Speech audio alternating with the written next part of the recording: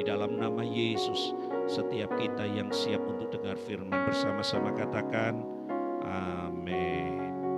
Ya. Shalom. Kita akan sama-sama belajar di pujian terakhir tadi, saudara, satu kalimat yang sebenarnya itu yang menjadi target perjalanan kita semua. Kalimat yang terakhir dari pujian tadi, sebenarnya itu sebuah kalimat yang harusnya kita hidupi. Amin. Dalam seluruh aspek perjalanan hidup kita, Bapak Ibu, satu kalimat ini yang paling penting. Bahwa perkenanan Tuhan itu harusnya terjadi di dalam kehidupan kita. Amin. Bukan yang lain, saudara. Waktu setiap kita kembali kepada Bapa, suatu kelak nanti, kita nggak tahu kapan dan masanya. Amin. Jangan pernah berpikir gini, Pak Anang aku masih muda, Pak Anang. Masih terlalu panjang untuk aku menghadap Bapa. Tidak ada seorang pun yang tahu. Amin. Tidak ada seorang pun yang tahu kapan dan masanya itu datang menimpa kita, saudara. Ya, ada orang yang dipanggil memang sesuai Alkitab dikatakan usia 70 sampai 80 tahun. Ya, kemarin hari Jumat saya menghadiri pemakaman dari orang tua direksi saya, gitu ya. Hari Jumat saya datang di pemakaman Ngagel. Saya kaget. Ternyata saya lihat di papan, ya orang meninggal kan ada papan dukanya gitu loh. Saya lihat, kelahiran tahun 33, seperti ibu saya. Tahun 33 tahun. Saya mikir langsung 33, sekarang 22. Berapa puluh tahun usianya Bapak Ibu, betul? Saya langsung mikir gitu, hebat ini. Lahir tahun 33, persis ibu saya, ibu kandung saya juga 33, tapi beliau dipanggil 6 tahun yang lalu. Kalau tidak salah dia dipanggil, jadi bagi saya sih ya sudah apa-apa, usianya memang waktu ibu saya dipanggil 83. Jadi menurut saya sudah jangkep lah, gitu ya. Sudahlah, jangan terlalu panjang-panjang, juga tidak ada untungnya. Karena beliau ada ngalami sakit dan hanya bisa berbaring di tempat tidur gitu loh. Nah, waktu saya di pemakaman, ternyata kan saya nggak bisa dekat, terlalu dekat kan agak jauh lah biasa gitu. Nah, saya coba lihat-lihat makamnya orang-orang. Ada yang usianya baru, masih muda, kurang lebih 30 tahun, 35 tahun saya ingat tuh. Si enom-enom rek gitu ya kan. Si enom-enom wis wafat gitu loh. Dan ya saya cuma mikir gini ya, memang mati, hidup seseorang itu semuanya sudah ada di dalam tangan Tuhan. Tidak ada seorang pun yang dapat menahan hari kematian itu datang dalam dirinya. Nah, tetapi satu hal yang perlu kita persiapkan begini Bapak Ibu. Oke, memang kita nggak pernah tahu kapan kematian itu hadir dalam diri kita. Tapi yang perlu kita persiapkan selama kehidupan itu masih dipercayakan dalam diri kita, mari kita berusaha untuk apa? Mencari perkenanan Bapa dalam diri kita. Amin. Sebab itu yang sangat penting, saudara. Alkitab ingatkan dalam Matius pasal yang ke-7, bukan setiap orang yang berseru kepadaku Tuhan, Tuhan akan masuk dalam kerajaanku. Enggak. Tetapi Alkitab berkata setiap orang yang melakukan kehendak siapa? Bapa, dialah yang layak mewarisi kerajaan surga, saudara. Bukan karena hebat pelayanan kita, bukan karena kita jago main musik, bukan karena kita jago khotbah memimpin pujian, maka kita sudah sah untuk menikmati kerajaan surga. Bukan itu saudara, bukan itu garansinya, amin. Sekalipun Bapak Ibu tidak pernah khotbah seperti saya, Bapak Ibu tidak pernah mimpin pujian seperti istri saya, Bapak Ibu tidak pernah main musik seperti mereka-mereka. Tapi kalau hidup Bapak Ibu berkenan di hadapan Bapa, itu garansi bahwa Bapak Ibu layak menikmati kerajaan surga. Amin. Bukan mereka-mereka yang melayani, lu enak rek Pak Anang pasti masuk surga. Dari mana saudara? Itu bukan garansi loh. Saya pun hari ini kalau toh masih diberi kesempatan bernafas, itu artinya saya berjuang dalam hidup saya untuk perkenanan Bapa itu terjadi. Lewat apa? Lewat pelayanan saya, lewat cara bekerja saya, lewat cara saya berkomunitas. Biarlah itu semuanya mendapat perkenanan Bapa, saudara. Amin. Itu yang menjadi goal setting kita. Nah, kenapa hari ini dimunculkan ini saudara pembelajaran yang keempat? Sebenarnya begini, di tempat kita ini ada pemuritan yang sudah berjalan 4 minggu ini. Pemuritannya, modulnya itu berasal dari sinode GBI. Karena gereja kita adalah gereja yang berada di otoritas GBI, maka GBI mengeluarkan satu modul pemuritan. Modulnya adalah MSK di atas itu. Apa MSK itu? Adalah menjadi seperti Kristus. Nah, hari ini harusnya pembelajarannya itu bicara mengenal Allah sebagai Bapa. Tapi saya munculkan dalam ibadah ini karena ini secara universal, secara umum harus kita tangkap bersama saudara. Amin. Ya. Jadi pembelajaran ini sebenarnya harus kita pahami bersama-sama, bukan hanya yang ikut pemuritan, tapi seluruh jemaat, setiap orang Kristen harus mengenal ini saudara. Kenapa kita perlu belajar ini? Dasarnya adalah dalam Matius pasal yang ketiga ayat yang ke-17 terlebih dahulu. Sebelum kita melihat pembelajaran ini saudara, mengenal Bapa saudara. Matius pasal yang ketiga ayat yang ke-17, ada sebuah peristiwa yang hari ini mari kita sama-sama lihat dan itu biarlah juga terjadi di dalam kehidupan kita saudara. Matius pasal yang ketiga ayat yang ke-17. Lalu terdengarlah suara dari surga yang mengatakan, inilah anakku yang kukasihi, kepadanyalah aku apa? Berkenan. Ini pernyataan Bapa kepada Yesus. Bahwa Yesus sungguh-sungguh telah berkenan di hatinya Bapa saudara. Padahal perhatikan bahwa Yesus belum mengerjakan apa-apa, betul? Yesus baru start mulai pelayanannya. Yesus baru memulai sesuatu yang baru dalam dunia pelayanannya. Yesus melayani di usia 30 tahun Bapak Ibu. Pertanyaannya mungkin bagi banyak orang gini, kenapa Yesus harus di usia 30 tahun Pak Anang baru melayani? Usia 1 sampai 30 Yesus kemana aja? Jalan-jalan di mall, jalan-jalan aja. Saudara, Yesus gak jalan-jalan saudara. Ya. Kenapa Yesus harus memulai di usia 30 tahun? Karena memang di Israel ada hukumnya saudara. Bahwa seorang yang disebut rabi atau guru yang memiliki murid harus berusia berapa? 30 tahun. Jadi ketika 30 tahun seorang itu layak dapat sertifikasi seorang guru. Jadi kalau belum usia 30 jadi guru itu menyalahi peraturan saudara. Kalau di Israel. Itu sesuatu yang salah di Israel pada masa itu saudara. Nah Yesus memulai di usia 30 tahun. Tapi waktu Yesus dibaptis belum usia saudara. Yesus baru memulai. Tapi sebuah pernyataan dari Bapa, inilah anakku yang ku kasih dan kepadanya lah aku berkenan. Saudara tahu dari mana kata perkenanan itu padahal Yesus belum melakukan apa-apa. Betul? Dalam dunia pelayanan Yesus gak melayani. Belum ada mujizat yang Yesus kerjakan. Belum ada saudara. Tapi perhatikan begini. Di usia 1 sampai 30 tahun. Yesus telah membangun persekutuan dengan Bapanya yang tiada henti-hentinya. Amin. Alkitab memang gak menulis Bapak Ibu. Tapi saya percaya begini. Pernyataan ini muncul karena Bapak itu mengenal siapa Yesus. Dari usia 1 sampai 30 tahun. Setuju Bapak Ibu? Kalau saudara perhatikan ayat ini sebenarnya. Yesus belum melakukan apa-apa loh. Betul? Yesus belum. Dia baru mulai. Tapi kenapa Bapak punya statement seperti ini?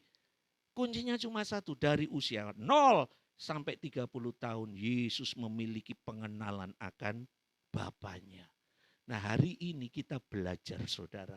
Mengenal Allah sebagai Bapa. Itu sangat penting. Saudara ketika kita masuk bulan April, sebentar kita akan masuk dalam sebuah peristiwa yang sangat begitu luar biasa, betul? Tanggal 15 April kita akan memperingati satu momen yang begitu luar biasa. Kita memperingati Jumat Agung. Satu peristiwa yang sangat-sangat menjadi tonggak sejarah perubahan hidup seseorang. Karena apa? Saya bilang tonggak hidup perubahan seseorang. Karena lewat peristiwa salib itu, maka setiap kita diperdamaikan dengan Bapa. Betul? Tanpa salib, setiap kita binasa. Tanpa salib, setiap kita tidak bisa menghampiri Bapa kembali. Tanpa peristiwa salib, setiap kita akan terhilang untuk selama-lamanya, saudara. Hanya lewat salib yang nanti kita akan peringati tanggal 15 di momen Jumat Agung. Dan hari ini kita peringati juga lewat perjamuan kudus. Semuanya itu dikerjakan, saudara, karena satu hal. Karena Bapa begitu mengasihi kita. Amin.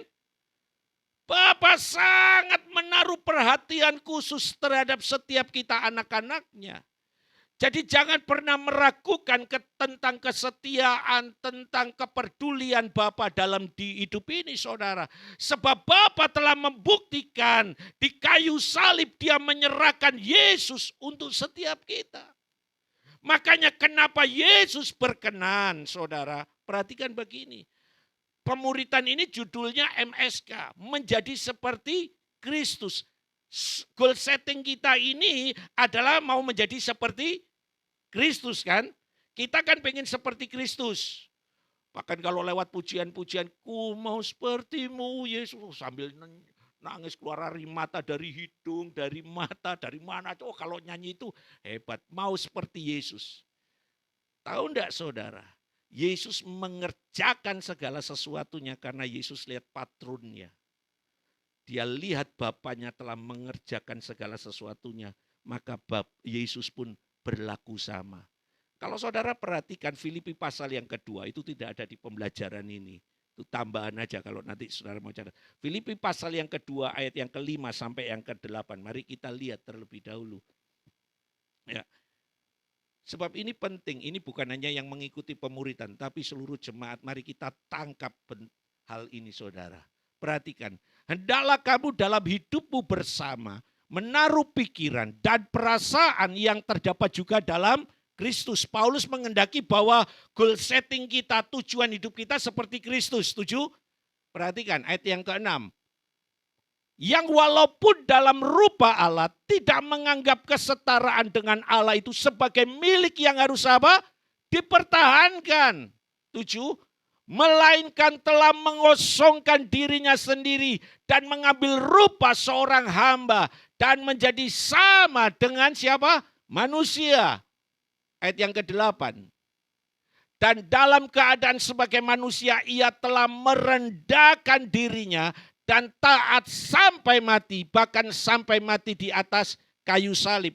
Coba perhatikan ayat yang ke-7 atau ke-6 tadi, yang walaupun dalam rupa Allah tidak menganggap kesetaraan dengan Allah itu sebagai milik yang harus apa?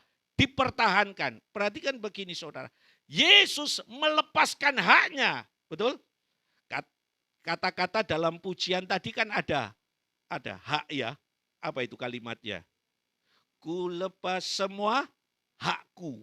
Kita melepas hak. Yesus saja melepas haknya. Yesus meninggalkan surga, menjadi hamba, bahkan sampai mati di atas kayu salib. Yesus melepaskan haknya sebagai pribadi Allah. Kenapa Yesus melakukan itu? Oh, bukan tanpa alasan, karena Yesus lihat Bapaknya, saudara. Bapaknya itu juga melepaskan haknya untuk supaya Anda dan saya diperdamaikan. Iblis kan minta siapa? Anaknya sebagai pengganti, betul? Bahwa waktu Bapa punya keinginan untuk memperdamaikan Anda dengan dirinya, supaya Anda dan saya kembali kepada Bapa, Anda dan saya pada masa itu miliknya siapa? Miliknya iblis. Seluruh dunia ini miliknya siapa? Iblis. Waktu ada bargaining, ada jual beli istilahnya. Ini dalam gambaran jual beli, Bapak bilang sama iblis, "Iblis, aku mau manusia balik lagi kepadaku." Oh, iblis bilang, "Oh, silakan, enggak apa-apa, tapi ada syarat." Biasanya kan kayak gitu kan. Kalau mau sesuatu pasti ada syaratnya kan. Oh, oke, syaratnya apa? Kamu minta emas, kamu minta berlian, minta apapun, tak beri. Bapak mungkin bilang begini. Tapi iblis bilang gini, "Enggak, aku emas gak pengen. Aku permata gak pengen, itu yang pengen manusia." Iblis gak pengen. Manusia siapa yang gak pengen emas? Ya, manusia siapa yang gak pengen berlian? Pasti pengen. Iblis gak pengen loh saudara. Tapi iblis bilang kepada Allah Bapa, "Yang aku pengen adalah anakmu sebagai ganti manusia." Dan perhatikan Bapak Ibu, itu bukan pekerjaan mudah. Amin. Bapa melepaskan haknya. Bahwa Yesus dilepas sebagai pengganti supaya setiap kita diperdamaikan. Nah, oleh karena itu kalau kita belajar lihat peristiwa ini, Bapa melepaskan haknya. Yesus melepaskan haknya. Bagaimana bagian kita, saudara? Nah, hari ini mari kita belajar lewat mengenal Bapa. Mengenal Allah sebagai Bapa. Kenapa hal ini penting, saudara? Kalau bicara mengenai Bapa itu tidak cukup satu sesi, saudara, sebenarnya. Itu perlu banyak, saudara. Karena akan banyak yang dikupas, saudara. Tapi karena kesempatan terbatas tidak apa-apa. Secara intinya mari kita belajar, saudara. Oke, kita lihat slide ini, saudara.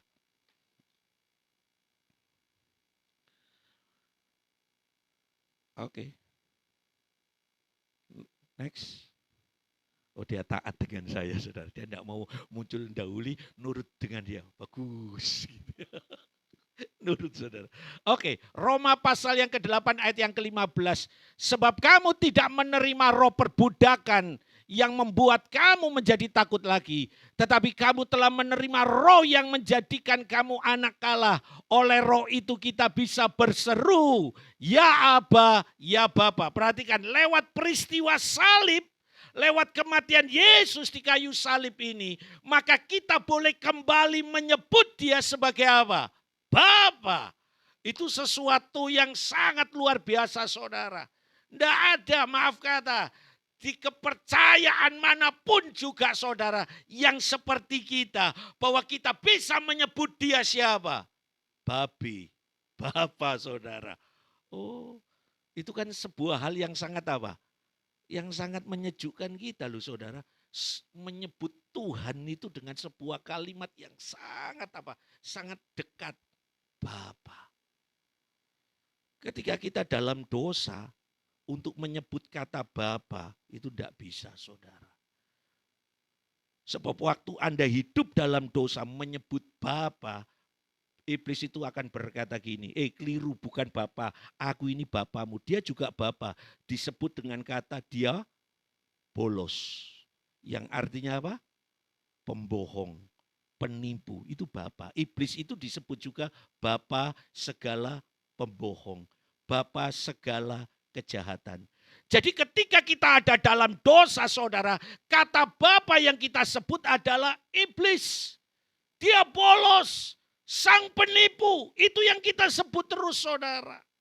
Tapi waktu lewat kematian Kristus di kayu salib, kata Bapa sekarang ini berubah. Waktu Anda dan saya memanggil kata Bapa, itu Bapa yang punya pengertian lain.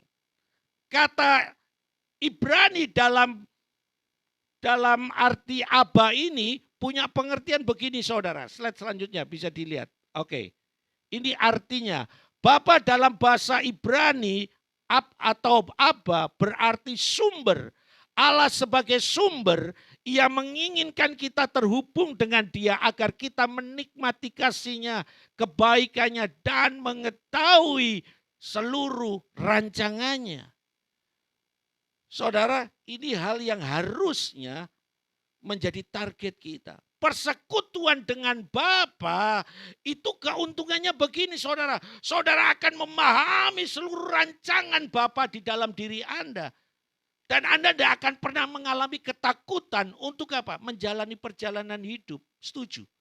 Karena apa? Segala sesuatu yang Tuhan izinkan terjadi dalam diri Anda, saudara, itu semua tetap ada dalam kendalinya Bapa. Amin. Saudara tidak akan takut. Loh kok aku dikasih masalah? Oh, enggak apa-apa. Ini rancangannya Bapa kok dalam diriku. Supaya apa? Aku semakin diperkenan. Supaya aku dapat menikmati kasih-Nya. Supaya aku dapat menikmati yang terbaik dari Bapa. Kalau kita punya persekutuan dengan Bapa. Kalau kita tidak punya persekutuan dengan Bapa, maaf kata saudara.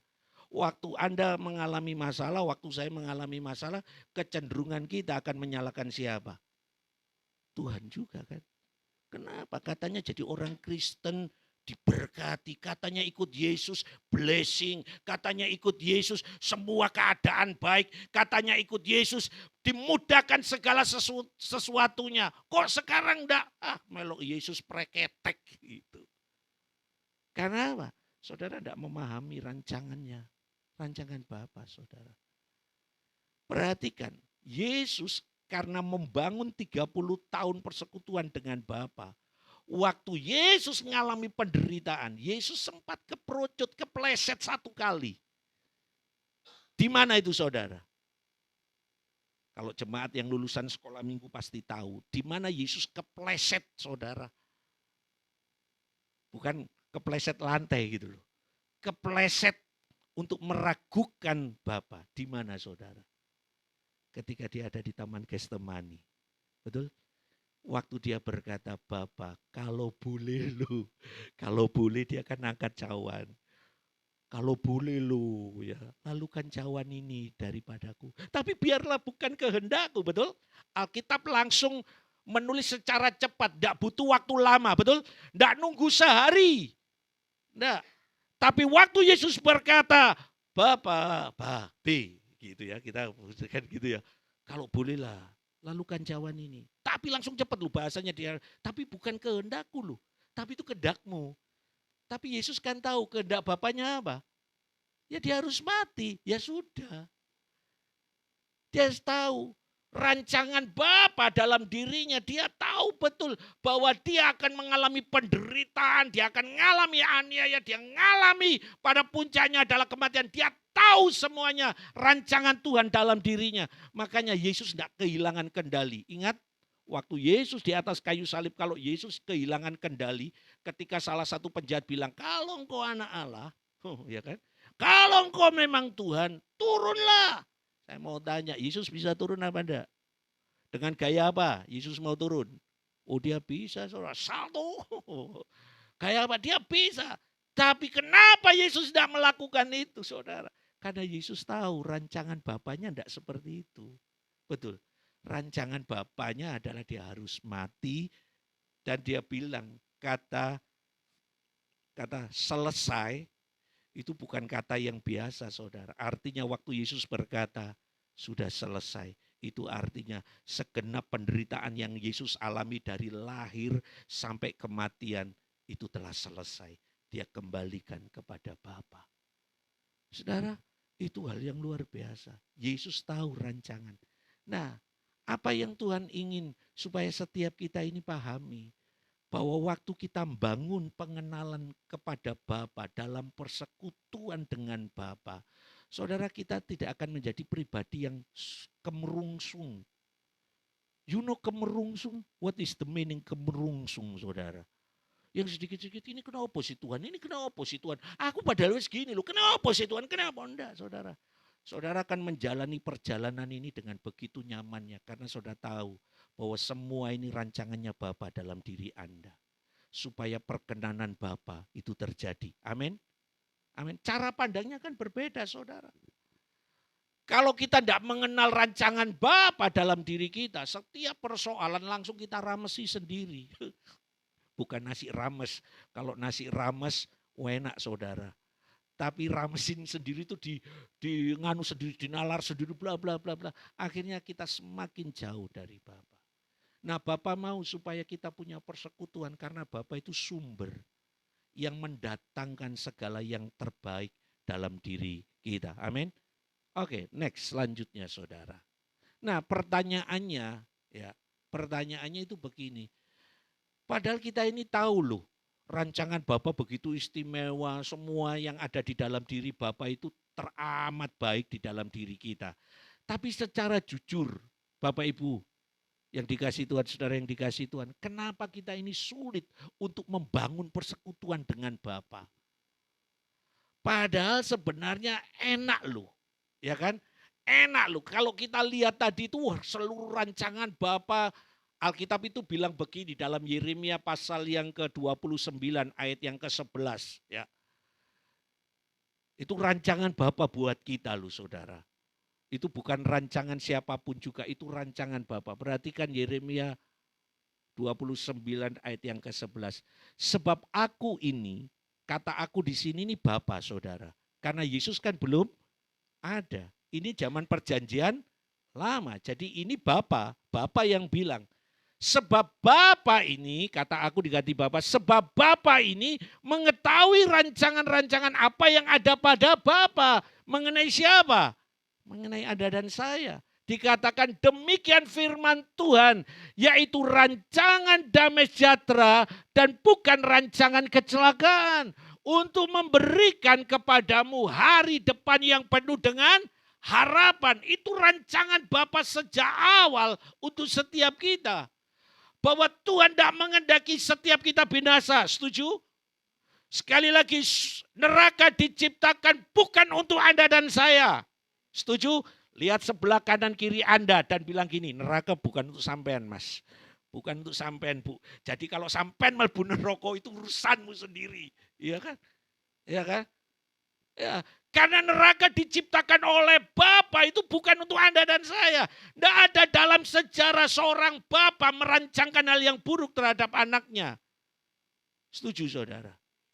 Tidak ada. Sekurang-kurangnya Bapa saudara, dia akan berusaha untuk apa? Memfasilitasi yang terbaik untuk anaknya. Bapak saya itu cuma lulusan SR. Zaman dulu tidak ada SD. Sekolah rakyat. Ya. Waktu saya sekolah, bapak saya itu tidak bilang gini, Nang, lek sampai kamu lulus SMP dan minta SMA, kurang ajar. Kui kurang ajar ngelangkai bapakmu. Bapakmu cuma lulusan SR, kamu mau lulusan S3, SD, SMP, SMA. Ya kan?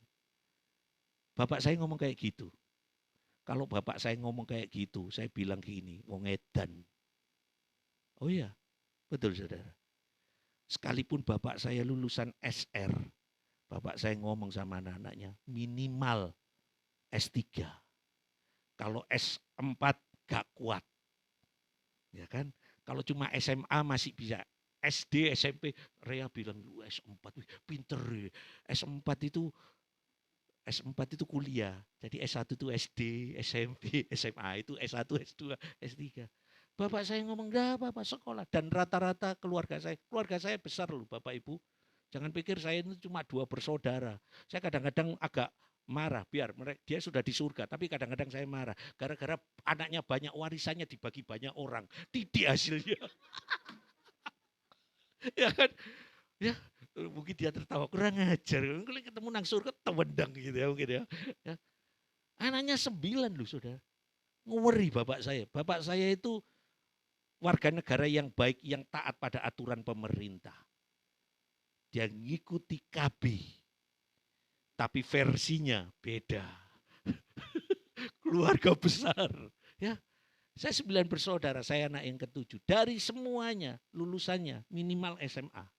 Ada yang bandel kakak saya itu bukan karena bapak saya enggak mau. Itu kakak saya yang nomor 1 dan nomor 2 kalau enggak salah. Itu cuma SMA karena kebandelannya. Gitu loh. Tapi niat orang tua itu pasti pengen yang terbaik, betul? Kalau orang tua bilang gini, nyo, jok mulai bengi-bengi, itu niatnya baik saudara. Tapi anak-anak, oh gak mulai bengi, isu gitu loh. Padahal maksudnya baik, nyo, jok mulai bengi-bengi gitu loh. Maksudnya itu orang tua sekalipun sudah tidur itu tapi pikirannya gak tidur loh, betul? Loh, orang tua untuk urusan kayak gitu aja kadang-kadang dipikirin loh saudara. Apalagi untuk masa depan, amin. Apalagi untuk jenjang kehidupan mereka di depan pasti dipikir. Nah, hal yang sama saudara perhatikan. Bapa itu punya rancangan buat setiap kita. Dan rancangannya adalah masa depan yang penuh dengan harapan. Itulah Bapa. Makanya Bapa berkehendak supaya setiap kita ini apa? Semakin dekat dengan Bapa. Supaya setiap kita ini tahu rancangan Bapa. Supaya setiap kita ini tahu jalan-jalannya Bapa. Agar kita ini tidak tersesat saudara. Itu keinginan Bapa. Tapi kadang-kadang kitalah yang tidak mau saudara. Apa yang menggoda? Nah, hari ini kita belajar. Kenapa kita tidak pernah bisa membangun persekutuan dengan Bapa? Oke, kembali ke slide. Ini slide-nya 50 loh saudara. Nanti sampai jam 11 siang ini. Ada dua perkara yang akan kita pelajari. Yang pertama saudara, apa yang membuat kita ini tidak bisa tertarik untuk apa? Untuk bangun persekutuan dengan Bapa. Karena kita berpikir gini, Bapa itu gak ketok. Enak itu sing ketok-ketok aja, betul? Ya kan? Kita ini inginnya yang apa? Yang bisa dilihat ini. Kalau Bapa mungkin kita berpikir itu sesuatu yang abstrak, yang gak kelihatan. Wes gak iso dipahami. Sebenarnya enggak loh saudara. Nah mari kita lihat, perhatikan. Apa yang membuat kita ini tidak bisa membangun persekutuan dengan Bapa, tidak bisa mengenal Bapa? Yang pertama adalah daya tarik dunia. Dunia dengan berbagai macam cara berusaha untuk menarik kita dari persekutuan yang intim dengan Bapa. Ada nasihat jauh hari Tuhan sudah bilang, janganlah kamu mengasihi dunia dan apa yang ada di dalamnya. Jikalau orang mengasihi dunia, maka kasih akan Bapa tidak akan ada dalam diri orang itu. Sebab semua yang ada di dalam dunia, yaitu keinginan daging dan keinginan mata, serta keangkuhan hidup, bukanlah berasal dari Bapa, melainkan dari dunia. Saudara, apa yang membuat kita ini tidak pernah bisa membangun keintiman, kedekatan kita dengan Bapa. Padahal Bapa itu terlalu baik. Karena kita ini lebih suka melihat yang real, yang nyata di depan kita. Kita ini suka dengan apa yang ditawarkan oleh dunia. Coba beli barang aja gambarannya. Kalau beli barang di Shopee sama beli barang di yang bisa dilihat, kadang-kadang kita milih apa? Padahal harganya di Shopee itu kan lebih murah. Tapi kadang-kadang kita berpikir, yo lek barangnya api. Yo lek barangnya gak cacat. Lah mending barang yang bisa dilihat kan? Betul. Oh, balarang gak apa-apa. Yang penting ketok. Yang penting kelihatan. Yang gak kelihatan barangnya kita gak kadang-kadang gak suka. Padahal sebenarnya begitu barangnya datang. Terus dulu, loh kok podo, nyesel. Iya kan? Walare eman buat duit akeh. Padahal barangnya yang sama. Nah contoh-contoh seperti inilah yang kadang-kadang membuat kita ini tidak bisa. Karena Bapak tidak terlihat. Nah kalau Bapak wujudnya kelihatan seperti Mas Dios kelihatan gitu, ganteng, kewaga gitu ya. Ya gak apa-apa gitu loh, ya kan. Nah, sama lah orang kalau cari jodoh, ya kan. Kalau sudah kelihatan, ya dia akan berbeda dengan kamu tak jodoh, gak ketok jodohnya sing wis gak usah jodoh-jodohan. Aku mau yang apa? Real. Nah, saudara, hal yang ini yang membuat kenapa kita tidak pernah bisa membangun persekutuan dengan Bapa. Keintiman dengan Bapa tidak terwujud karena keinginan dari dunia ini. Tawaran-tawaran dari dunia. Nah peringatannya begini saudara, next. Cara cepat. Bahayanya saudara, apa yang akan terjadi?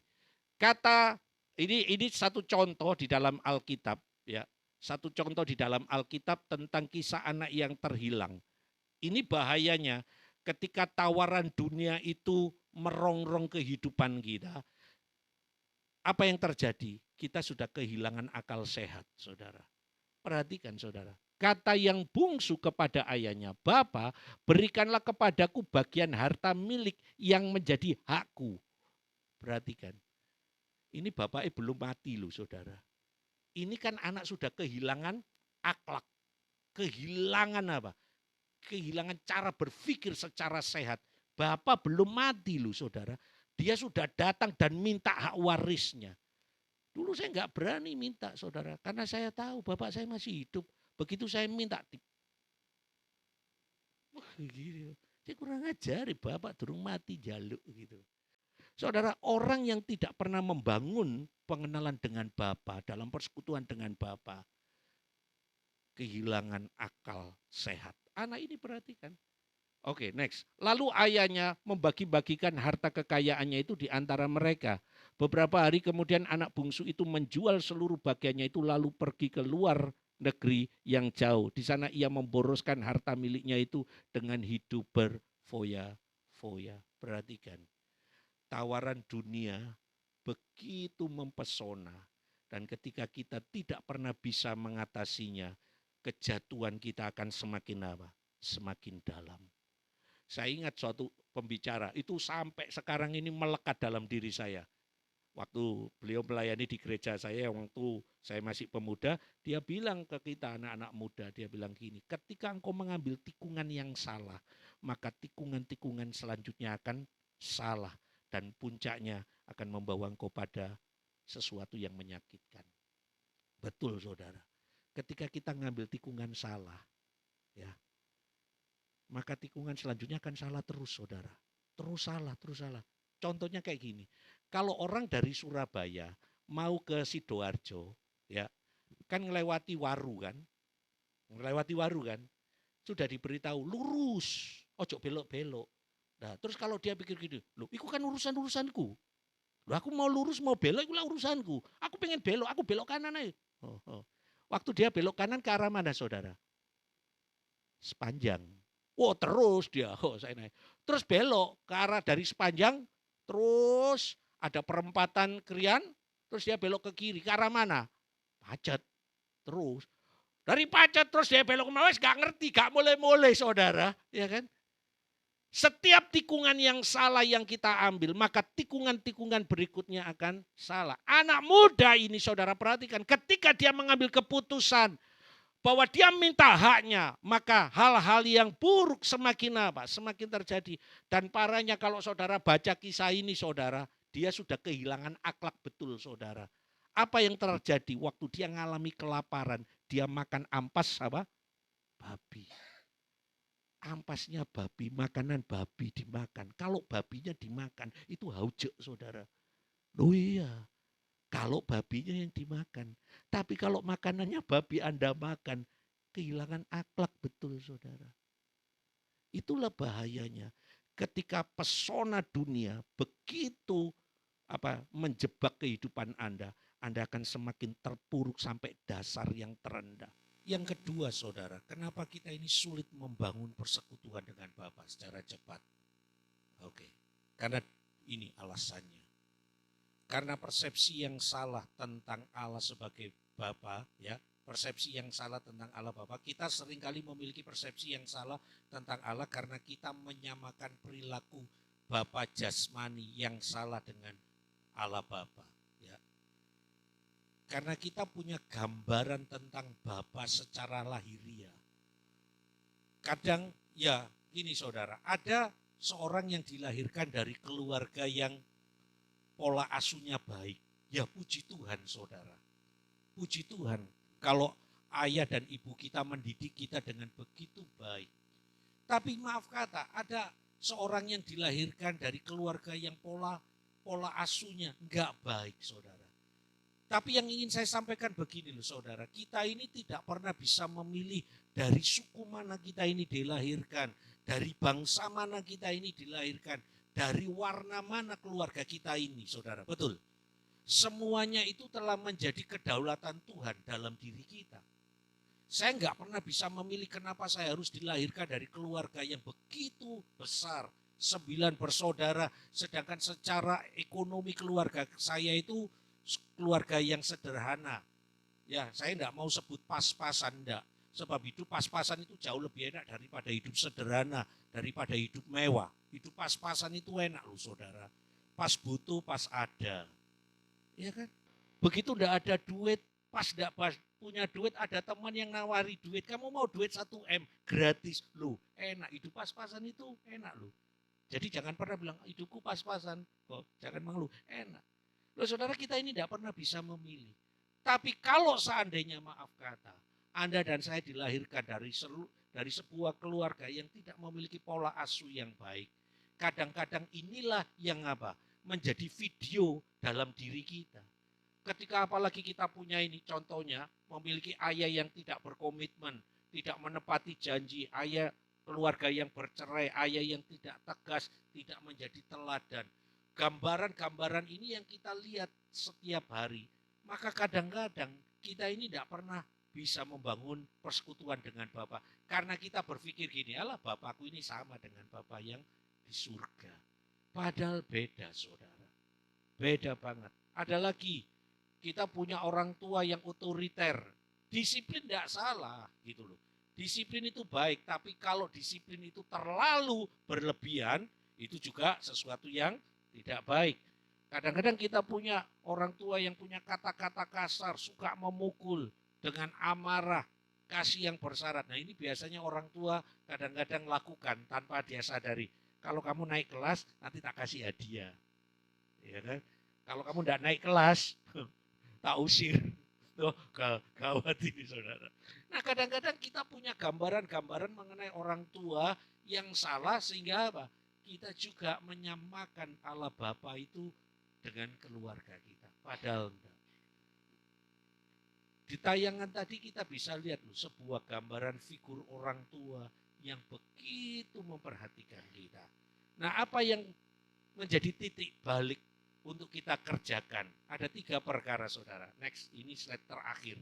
Ya, tidak jadi 50 slide gitu ya. Tidak jadi 50 slide. Apa yang harus kita lakukan hari-hari ini? Sekali lagi, Bapa itu sumber, saya ulangi secepatnya. Bapa itu sumber. Dan sumber yang ada di dalam diri Bapa itu sumber yang baik semua, betul? Sumber kebajikan, sumber yang terbaik lah. Dan Bapa mau supaya setiap kita ini mengalaminya. Nah kalau hari-hari ini dalam perjalanan kita tidak pernah mengalami apa yang baik dari diri Bapa, sebenarnya itu bukan salah Bapa.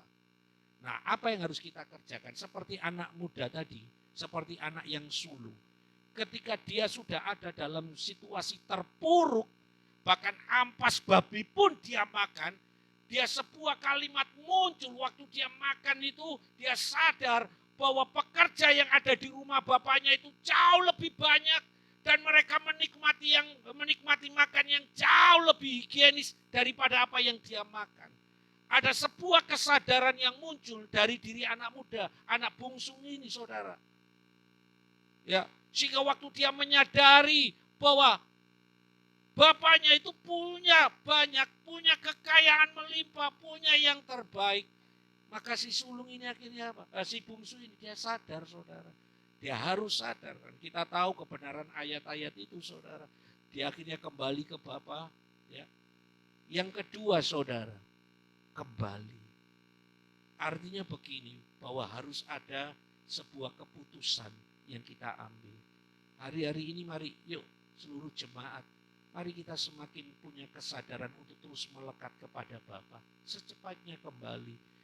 Gak ada yang sempurna, amin. Gak ada di antara kita yang sempurna. Kalau toh kita mengalami kekeliruan, kesalahan, secepatnya Anda kembali. Jangan pernah takut bahwa Bapa akan menolak Anda. Amin. Iblis seringkali mengintimidasi kita. Wis kamu itu berdosa sampai kapanpun juga tidak akan diterima oleh Bapa. Tidak. Alkitab bilang di dalam 1 Yohanes 1 ayat yang ke-9. Ini ayat yang terakhir. Betul-betul terakhir. Enggak ada di slide ini. Itu yang Tuhan taruh ya. 1 Yohanes 1 ayat yang ke-9. Jika kita mengaku dosa kita, maka Ia adalah setia dan adil sehingga Ia akan mengampuni segala dosa kita dan menyucikan kita dari segala kejahatan. Saudara, kembali kepada Bapa. Hari-hari ini kalau mungkin dalam perjalanan hidup kekristenan kita hanya mengerjakan rutinitas. Kita hanya menjadi orang Kristen agamawi, minggu, hari apa datang ibadah, cuma itu aja. Bagi Tuhan itu sesuatu yang kurang. Bangun persekutuan, datang kembali. Dan yang terakhir, ketika Anda datang kembali kepada Tuhan, maka pemulihan itu akan Tuhan kerjakan. Kalau saudara baca di dalam Lukas pasal yang ke-15 ini, bapaknya itu langsung bilang begini, beri jubah yang terbaik untuk anakku. Loh bayangkan saudara, Tadi Bapak sudah diminta dipeloroti hartanya, dia masih bilang loh bapaknya, beri jubah yang terbaik, beri cincin, beri kasut. Ya. Semua yang terbaik diberikan kembali kepada anak bungsunya ini. Jadi hari ini mari kita belajar begini Bapak Ibu, dari semua pembahasan, dari semua materi ini, tangkap satu hal begini, bahwa Bapa tidak pernah merancangkan hal yang buruk buat Anda dan saya. Itu aja. Kalau Anda ingin mengalami hal-hal hari depan yang penuh dengan harapan sesuai rancangan Bapa, maka cuma satu keputusannya, kembali kepada Bapa. Bangun persekutuan dengan Bapa. Saya undang kita semua bangkit berdiri. Sebab kasih setiamu